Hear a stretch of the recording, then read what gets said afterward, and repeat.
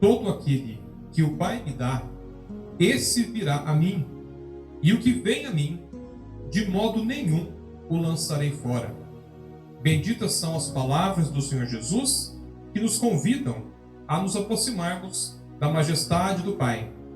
E se nós, nesta hora, estamos buscando ao Senhor, é porque o Pai concedeu a nós este privilégio. E nós iniciamos o culto dessa noite, rendendo graças ao Senhor, agradecendo ao nosso Deus e Pai pela sua misericórdia que se renova mais uma vez sobre as nossas vidas. E diante dessa palavra, eu rogo ao Senhor a graça e a bênção sobre cada pessoa que nos acompanha. Para o culto dessa noite, nós leremos inicialmente o Evangelho segundo Marcos, capítulo de número 10, dos versos 46 até o verso de número 52. Eu peço a você que me acompanha nessa noite e que está aí com a sua Bíblia, que abra também a palavra do Senhor e assim leia comigo. Somos edificados pela leitura da palavra do Senhor. E foram para Jericó. Quando ele saía de Jericó, juntamente com os discípulos e numerosa multidão, Bartimeu, cego mendigo, filho de Timeu, estava assentado à beira do caminho. E ouvindo que era Jesus, o Nazareno, pôs-se a clamar: Jesus, filho de Davi, tem compaixão de mim. E muitos o repreendiam para que se calasse. Mas ele cada vez gritava mais: Filho de Davi, tem misericórdia de mim. Parou Jesus e disse: Chamai-o. Chamaram então o cego, dizendo-lhe: Tem bom ânimo, levanta-te, ele te chama. Lançando de si a capa, levantou-se de um salto e foi ter com Jesus. Perguntou-lhe Jesus: Que queres que eu te faça?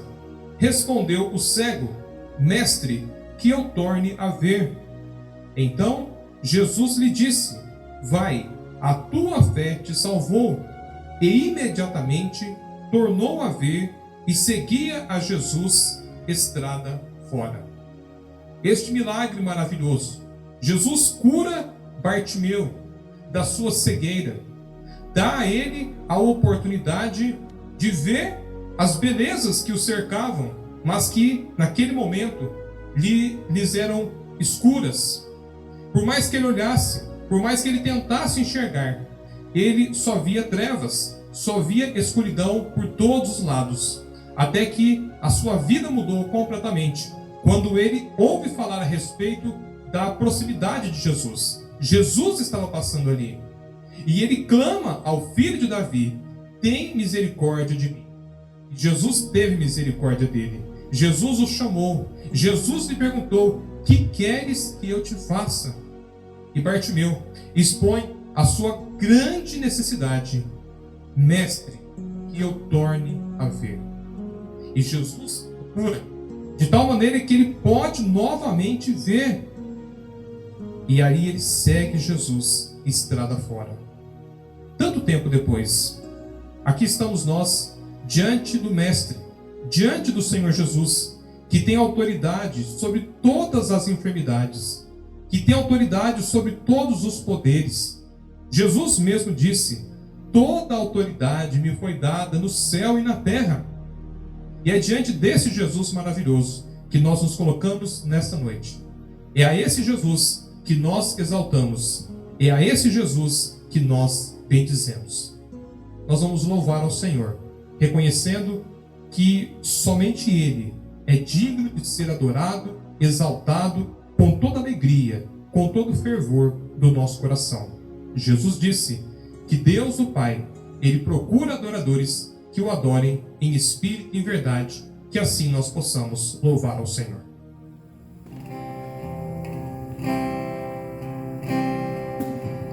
Para onde eu me ausentarei do teu espírito, ou da tua face, enfim, Senhor bendito. Se subir aos céus, lá tu estás. Se fizer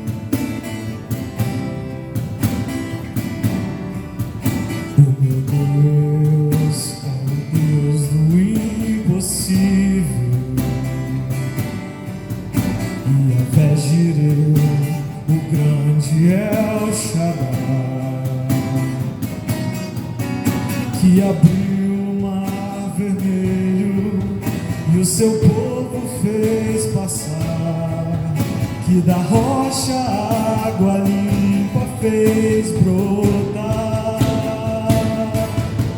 O meu Deus é o Deus do impossível, que liberta encarcerados das prisões,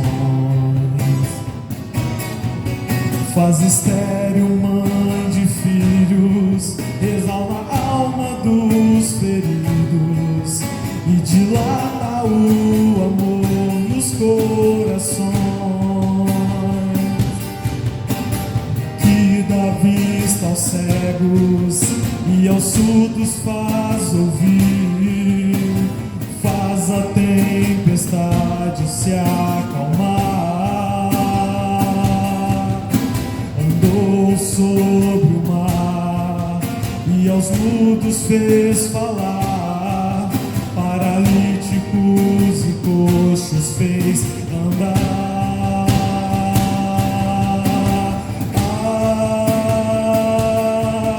O meu Deus é o Deus do impossível, é o mesmo hoje, sempre há de ser. O meu Deus é o Deus do impossível e fará o impossível por você, e fará o impossível por você, e fará o impossível por você.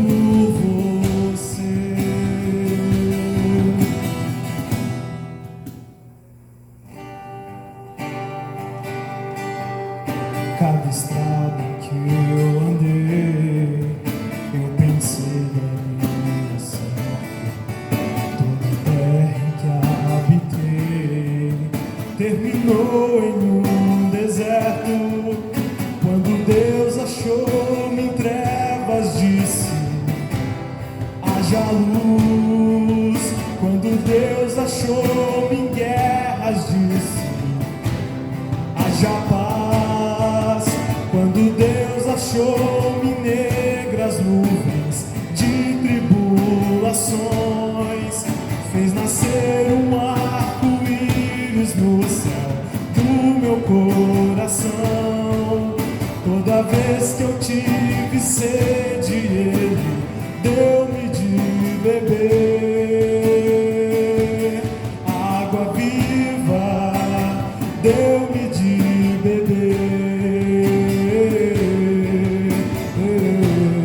Água viva, deu-me de beber. Cada estrada em que eu andei, eu pensei daria certo.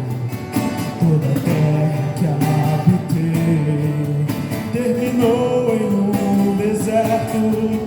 Quando Deus achou-me em trevas, disse: haja luz. Quando Deus achou-me em guerras, disse: haja paz. Quando Deus achou-me em negras nuvens de tribulações, fez nascer um arco-íris no céu do meu coração. Toda vez que eu tive sede, Ele deu-me de beber. Água viva, deu-me de beber. Água viva, deu-me de beber.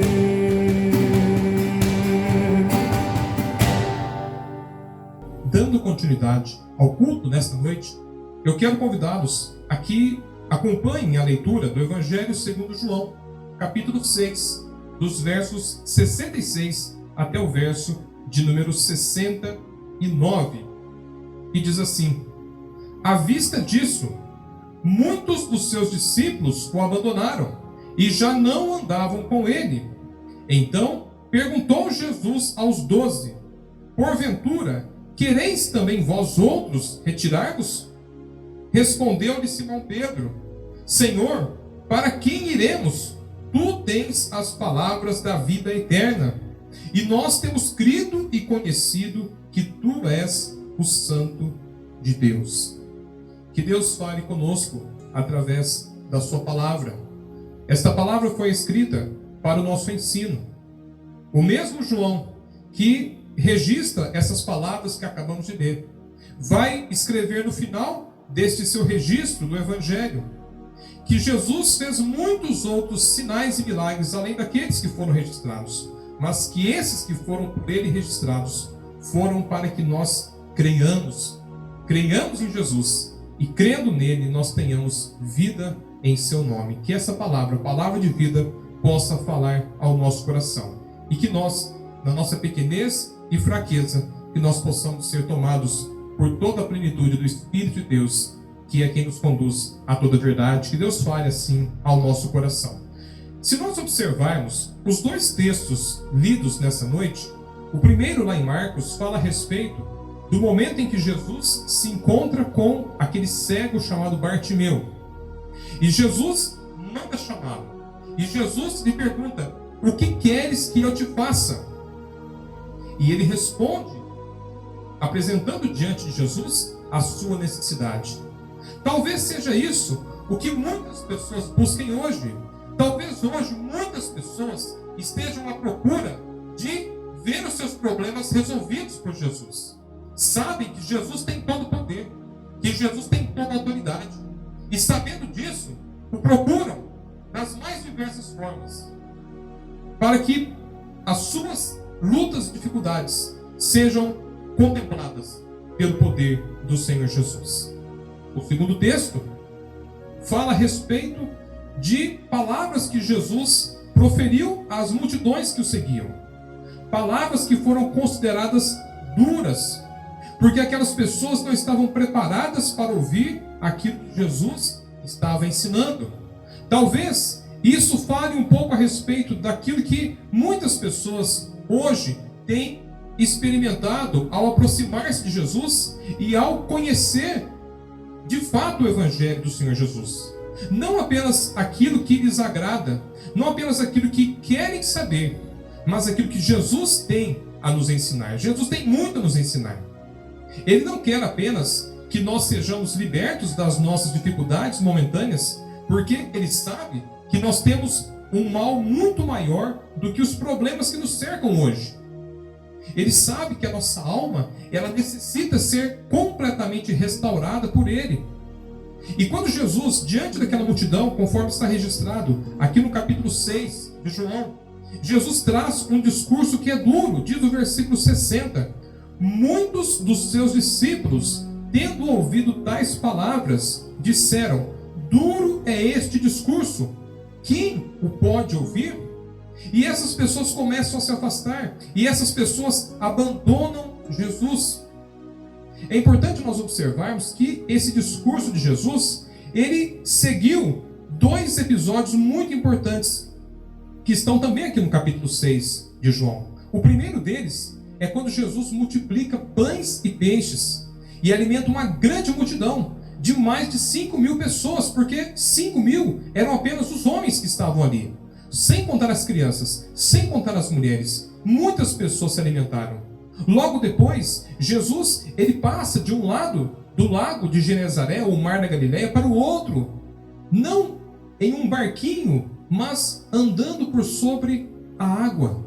E esse fato foi comprovado por aquelas pessoas que não conseguiram entender como Jesus tinha chegado do outro lado da margem, se ele não estava num daqueles barcos. Jesus andou por sobre o mar.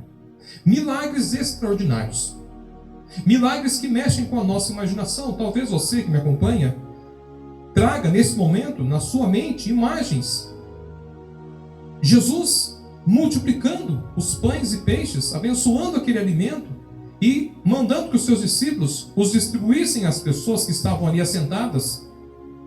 Depois Jesus, vencendo toda a fúria do mar da Galileia, ele anda por sobre a água. E logo depois nós encontramos esse discurso que foi classificado como sendo duro. Duras palavras que Jesus proferiu àquelas pessoas. Milagres não salvam as pessoas. Milagres não são suficientes para assegurar a verdadeira salvação. Milagres têm sim o seu lugar. Milagres têm sim o seu valor. Milagres procedem de Deus. Deus é o Deus que opera o impossível, porque para Deus não haverá impossíveis em todas as suas promessas, por mais difíceis que possam parecer. Para Deus nada é impossível. Nós aprendemos que aquelas pessoas, elas estavam impactadas com o discurso de Jesus, com as palavras de Jesus. Quando nós lemos lá em Mateus capítulo 7, é o final do Sermão da Montanha.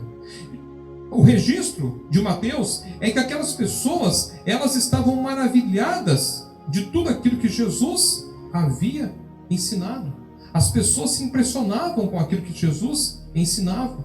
Mas essas mesmas pessoas, elas não conseguiram entender que Jesus quer que nós de fato nos relacionemos com Ele, não conhecendo apenas por seus discursos, mas tendo uma vida de proximidade com Ele. É isso que Ele propõe a cada um de nós. Os milagres, eles podem sim acontecer, porque Deus é poderoso para operar o impossível, de acordo com a sua vontade. João, o mesmo João, fala sobre isso na sua primeira carta. No capítulo 5, no versículo 14, está escrito: e esta é a confiança que temos para com Ele, que se pedirmos alguma coisa segundo a sua vontade, Ele nos ouve. Tenha essa confiança, nós devemos ter essa confiança, que se nós pedirmos alguma coisa ao Senhor, conforme a sua vontade, Ele nos ouve. A vontade do Senhor, ela é a que prevalece, e não a nossa vontade. Diante de Bartimeu, Jesus perguntou: o que você quer que eu faça?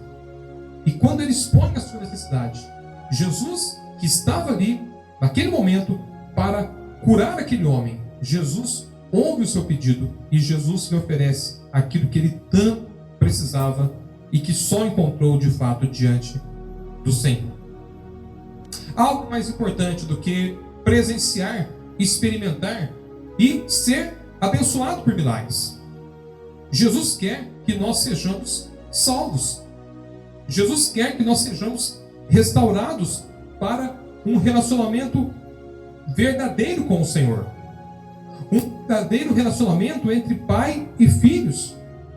Deus quer ser o Deus da nossa vida e quer que nós sejamos, sim, os seus filhos. Então, quando nós olhamos para as palavras de Jesus, que foram duras, nós vemos que Jesus estava tirando aquelas pessoas da sua zona de conforto, que você tem e que eu também tenho. Nós, seres humanos, nós nos acomodamos, nós nos acostumamos às situações que nós vivemos. Por mais que elas sejam difíceis, nós nos acostumamos. Talvez o seu trabalho, o seu emprego, não seja o emprego dos seus sonhos, o trabalho dos seus sonhos, mas é muito provável que você tenha se acomodado aonde você está, porque você está na sua zona de conforto. Você conhece a sua realidade, você está habituado a ela. E sair dessa realidade é muito difícil, nos incomoda. Isso acontece com você, isso acontece comigo, isso acontece com cada pessoa, porque nós, seres humanos, temos a tendência muito forte de nos acomodar à realidade que nós estamos vivendo. E Jesus conhecia aquelas pessoas que o seguiam. Eram milhares de pessoas. Muitas pessoas, e que, embora fossem pessoas diferentes, tinham a mesma natureza que nós temos, somos seres humanos. E Jesus, ao falar aquelas duras palavras, segundo eles avaliaram, essas pessoas se incomodaram de tal maneira que preferiram voltar para as suas vidas, preferiram continuar a viver como antes viviam, do que aproximar-se demais de Jesus. Eles tinham um limite, eles tinham uma barreira, eles aceitavam que Jesus entrasse na vida deles até um certo ponto. Quando Jesus disse que era necessário que eles tivessem um relacionamento muito íntimo, muito próximo, muito verdadeiro, eles não aceitaram. Eles preferiram continuar senhores das suas vidas a entregar o seu coração de fato ao Senhor. Mas olha que interessante. Se por um lado nós vemos que aquelas pessoas classificaram o discurso de Jesus como sendo muito duro, impossível de ser ouvido, e o abandonam, os seus discípulos permaneceram ali diante do Senhor. E é aqui que entra o texto que nós lemos. Diz que, à vista disso, muitos dos seus discípulos o abandonaram e já não andavam com ele. Então Jesus perguntou aos 12: porventura, quereis também vós outros retirar-vos? Essa é a grande questão. As palavras de Jesus nem sempre são aquelas que nós queremos ouvir. Muitas pessoas, infelizmente, distorcem o Evangelho ao apresentar apenas porções dele, apenas aquilo que as pessoas estão esperando ouvir, apenas aquilo que as pessoas querem receber. Mas o Evangelho, ele deve ser pregado na sua integralidade. Jesus disse: ide por todo o mundo e pregai o Evangelho, ensinando todas as coisas que vos tenho ordenado. O Evangelho, ele não pode ser cortado, ele não pode ser editado, ele não pode ser mudado, mas o Evangelho, ele tem que ser pregado na sua totalidade. E quando isso acontece, as pessoas reagem de maneira diferente. Algumas pessoas, ou muitas pessoas, fazem aquilo que aquela multidão fez, começam a se escandalizar. Aquelas pessoas começam aos poucos a se afastar, deixam de seguir a Jesus. Mas nós vemos aqui que os discípulos do Senhor, aqueles a quem ele havia chamado, aqueles a quem ele havia colocado diante da sua própria vida, esses estão ali ainda diante do Senhor. E mesmo que Jesus lhes pergunte: quereis também vós outros retirar-vos? A resposta vinda de Simão Pedro é: Senhor, para quem iremos? Tu tens as palavras da vida eterna, e nós temos crido e conhecido que tu és o Santo de Deus. Eu quero pegar essa palavra extraordinária que Pedro disse a Jesus, para que nós pensemos um pouco nessa noite sobre o nosso chamado, sobre as escolhas que nós temos feito na nossa vida diária com o Senhor. Porque Pedro, assim como os discípulos, tomaram um caminho completamente diferente daquela multidão. A multidão abandonou Jesus, mas os discípulos continuaram com o Mestre. Primeiramente, porque eles reconheceram que já não há outro caminho. Disse Pedro: Senhor, para quem iremos? Depois de tudo que nós vimos, depois de tudo que nós aprendemos, nós estamos envolvidos demais com o Senhor, nós não podemos voltar atrás, nós não podemos abandonar este caminho maravilhoso que temos seguido. As pessoas que se impressionavam com os discursos de Jesus, com as palavras de Jesus, conheciam Jesus apenas superficialmente, como quem lê um livro, como quem ouve um discurso. Mas os discípulos, eles realmente conheciam o Senhor porque caminhavam com Ele. E isso é possível para nós. Na verdade, eu creio que muitos daqueles que me ouvem têm também seguido ao Senhor tão de perto que já não conseguem imaginar sequer a possibilidade de abandonar o Senhor. Sabe por quê? Porque de fato o conhecem. Porque de fato estão envolvidos com o Senhor. Foram transformados de tal maneira, impactados de tal maneira pelo Senhor, que já não conseguem sequer imaginar a possibilidade de o deixar. Lá em Lucas, capítulo 8, no versículo de número 8, diz assim: Jesus fala a respeito do Evangelho sendo pregado, das sementes que são lançadas através da palavra de Deus, e ele vai dizer assim: outra, afinal, caiu em boa terra, cresceu e produziu a 100 por 1. Dizendo isto, clamou: quem tem ouvidos para ouvir, ouça. Nem todos ouvem, nem todos conseguem compreender, mas Jesus está dizendo que a boa semente, que a palavra de Deus, ela cai em lugares diferentes. Ela se torna muitas vezes infrutífera, porque as pessoas ouvem de mau grado, porque as pessoas se deixam dominar pela fascinação do mundo. Mas aquela semente que caiu na boa terra, ela cresceu e produziu a 100%. Ela produziu muito, porque ela encontrou uma boa terra. Assim nós podemos entender claramente que os discípulos do Senhor eram essa boa terra, que recebeu a palavra, que acolheu essa palavra, que já estava frutificando em suas vidas. A palavra de Deus diz que o Evangelho deve ser pregado a toda criatura. Essa foi a ordem deixada pelo Senhor Jesus. Quem crer será salvo. Quem não crer já está condenado. Veja o que diz lá em João, capítulo 12, no versículo 48. Quem me rejeita e não recebe as minhas palavras, tem quem o julgue.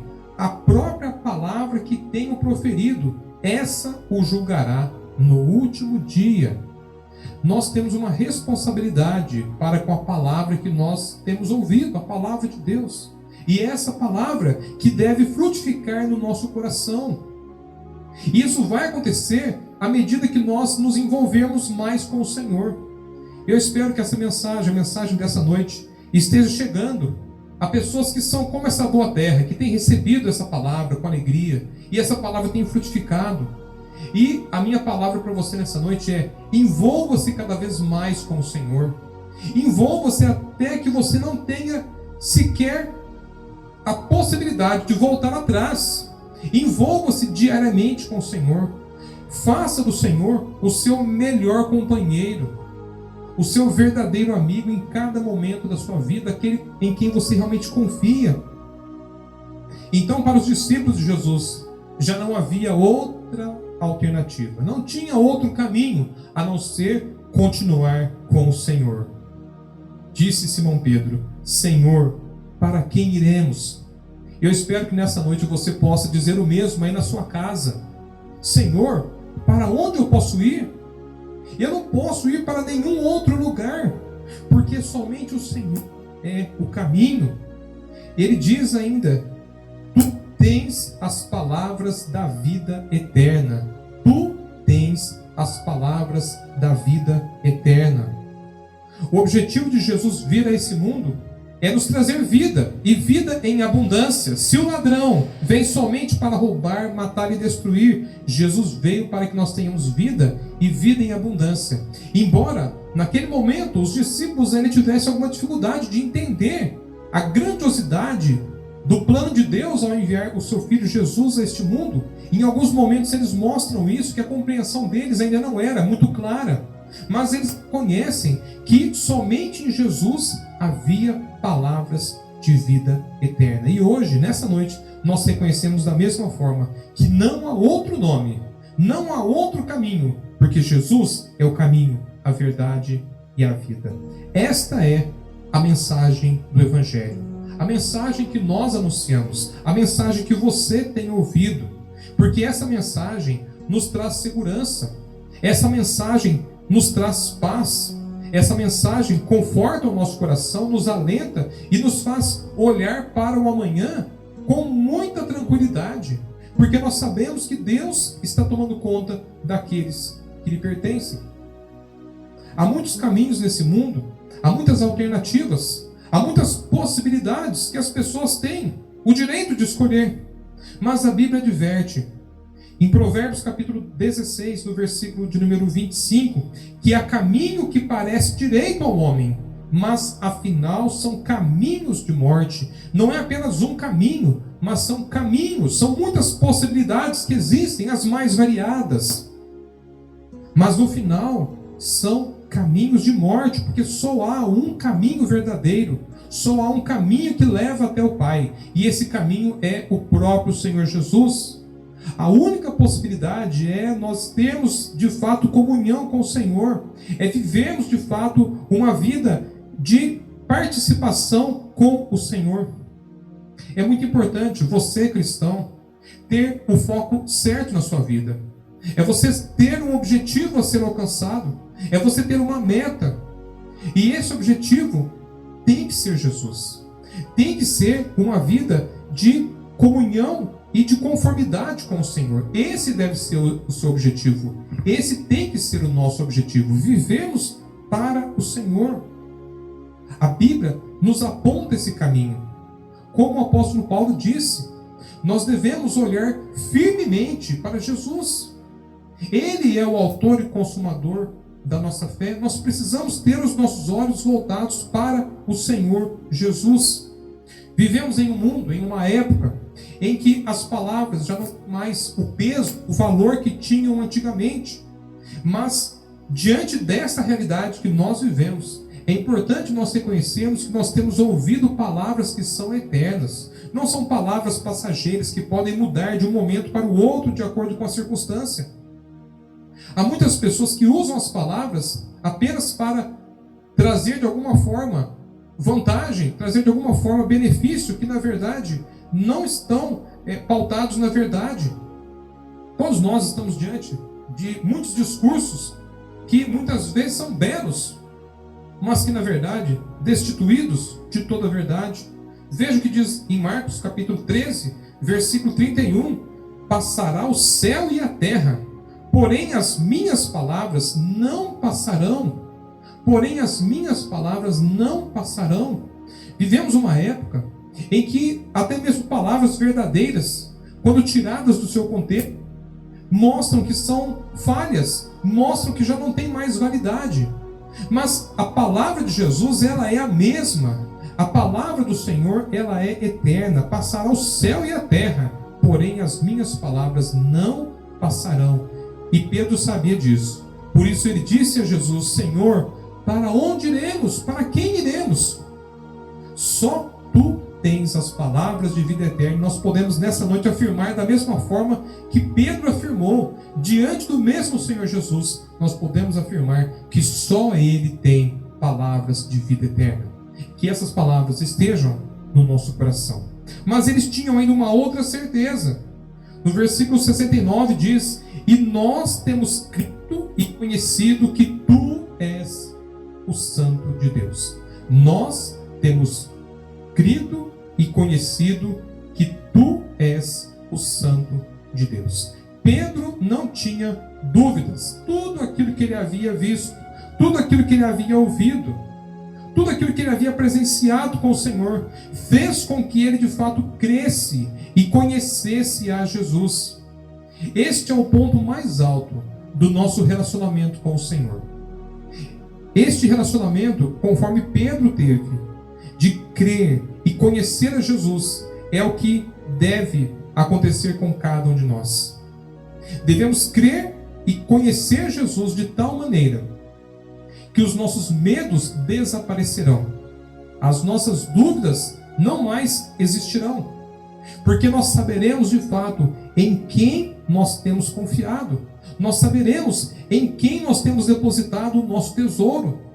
Nós saberemos quem de fato tem nos acompanhado em cada momento das nossas vidas, mas isso só acontece com as pessoas que realmente conhecem a Jesus. Não conhecem os seus discursos apenas, não conhecem a sua história apenas, mas de fato o conhecem porque se relacionam com Ele constantemente, diariamente. Como nós conseguimos alcançar este sublime objetivo na nossa vida? Quando nós realmente nos colocamos diante da palavra de Deus, nós entendemos que essa palavra é a verdade imutável, inegociável. A sociedade muda, os pensamentos, os conceitos humanos se tornam muitas vezes ultrapassados, dão lugar a novos pensamentos e conceitos, mas a palavra de Deus, ela é a verdade, e nós não podemos negociar essa verdade. Nós iniciamos um relacionamento com o Senhor, e esse relacionamento, ele vai nos levar a confiar plenamente no Senhor, mesmo diante das grandes adversidades que podemos enfrentar. O apóstolo Paulo falou sobre isso na segunda carta a Timóteo, no capítulo 1, no verso 12, na segunda parte do verso 12, ele diz: porque sei em quem tenho crido, e estou certo de que Ele é poderoso para guardar o meu depósito até aquele dia. Paulo passou por muitas dificuldades. Quando nós lemos a segunda carta que ele escreveu a Timóteo, nós sabemos que ele estava muito próximo da morte. Ele havia sido abandonado. Muitas pessoas que caminhavam com ele haviam também o abandonado. Ele experimentou de certa forma aquilo que Jesus também experimentou quando foi abandonado pelos seus discípulos no momento mais difícil. Mas aqui Paulo declara a sua confiança plena. Eu sei em quem tenho crido. Você pode dizer isso nessa noite? Eu sei em quem eu tenho crido. Não importa o que esteja acontecendo na minha vida, não importa o que esteja acontecendo ao meu redor. Eu sei em quem eu tenho crido e eu estou certo de que Ele é poderoso para guardar o meu depósito até aquele dia. Aonde está o seu tesouro? Aonde está o seu depósito? Deve estar no Senhor.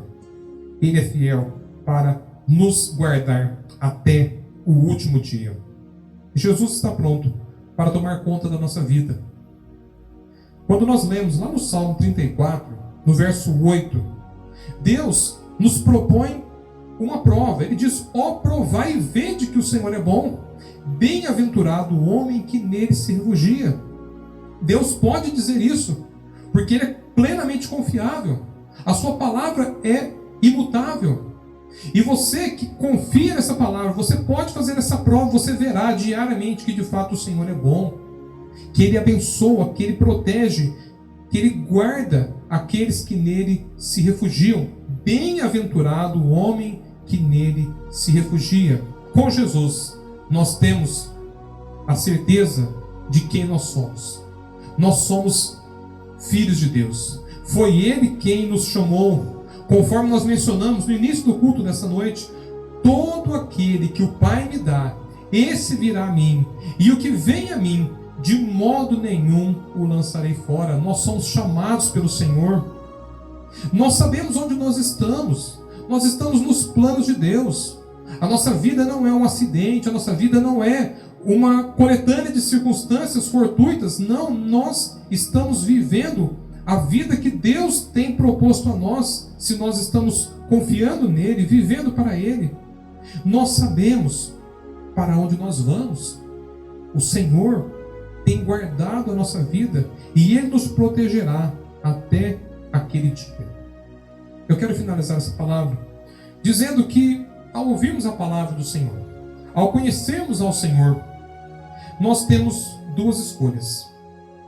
Se nós não quisermos nos relacionar com Ele, se nós quisermos manter a distância do Senhor, apenas nos valendo daquilo que parece ser mais atraente nas palavras do Senhor, de uma hora para outra, nós veremos que não poderemos mais segui-lo.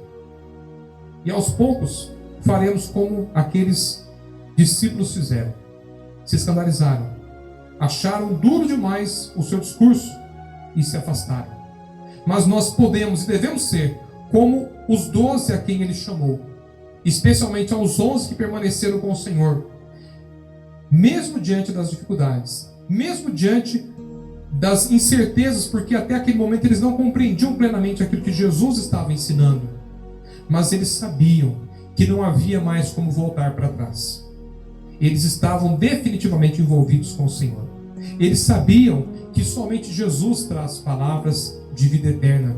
E eles sabiam que de fato Jesus é o Cristo, o enviado do Senhor. E sabendo disso, eles tomaram a decisão certa de continuar seguindo ao Senhor. Que essa seja também a sua decisão. Que você possa continuar envolvendo-se com o Senhor cada vez mais. E assim você experimentará muitas e muitas bênçãos.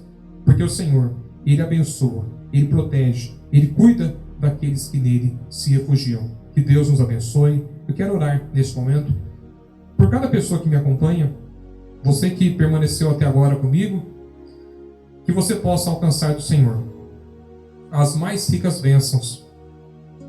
Hoje, talvez o Senhor te pergunte aquilo que perguntou a Bartimeu: o que você quer que eu te faça? Mas talvez, nesta mesma noite, você se veja diante de situações que você não compreende. Faça a escolha certa. Continue seguindo ao Senhor. Não volte atrás, mas continue buscando ao Senhor cada vez mais. E lá na frente, você verá que você fez a melhor escolha, continuar ao lado do Senhor. Vamos orar. Senhor, bendito seja o Teu nome. pela tua palavra que nos é dada nesta noite, pela bênção de podermos, mais uma vez, nos colocar diante dos ensinamentos do Senhor Jesus.